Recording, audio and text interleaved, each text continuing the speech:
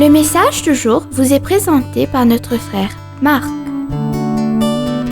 Salut, chers bien-aimés de notre Père Céleste. Nous sommes toujours avec notre message « Comment gérer le favoritisme dans nos vies et dans notre Église ». Bien-aimés, hier nous avons vu l'erreur de Samuel, qui était un prophète, et Isaïe, le père de David, ont commis en ce qui concerne le choix d'un roi pour Israël.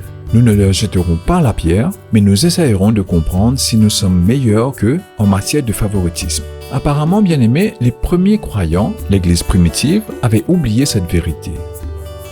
Dans sa lettre, Jacques suggère que ces croyants avaient développé la pratique antichrétienne de montrer la partialité à ceux qui semblaient plus influentiels. Lorsqu'un visiteur riche venait à l'église, il était traité comme un invité d'honneur, tandis que les pauvres étaient pratiquement ignorés. Une franchise à laquelle nous deviendrons bientôt familiers. Jacques a écrit « Si vous jouez au favoritisme, vous commettez un péché ». Jacques chapitre 2 verset 9. J'apprécie le langage direct de Jacques, sans partialité. Jacques 2 décrit 3 idéaux contrastés différents qui attirent notre attention. Premièrement, grâce ou l'enchantement, dans le verset 1 à 4.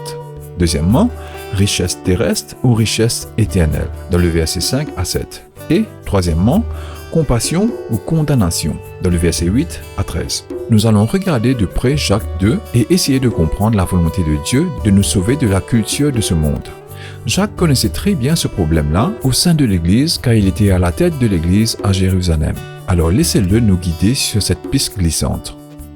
Premièrement, grâce ou l'enchantement.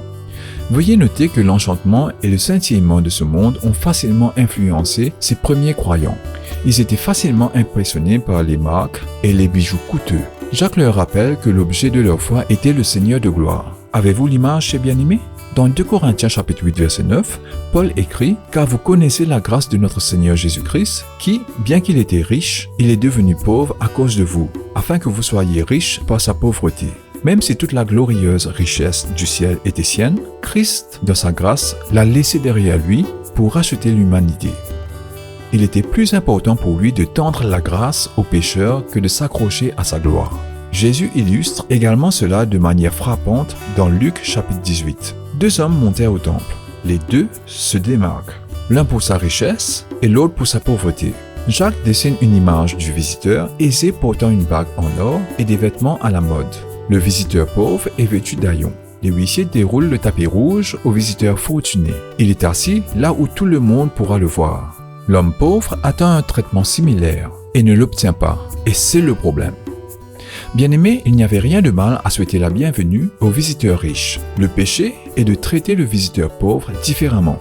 Lorsque les huissiers lui ont dit de se tenir à l'arrière et de s'asseoir sur le sol, cela a révélé qu'ils étaient plus intéressés à attirer la richesse que de soutenir la grâce. Par conséquent, Jacques pose 2 questions qui nous amènent à examiner les implications d'une telle action.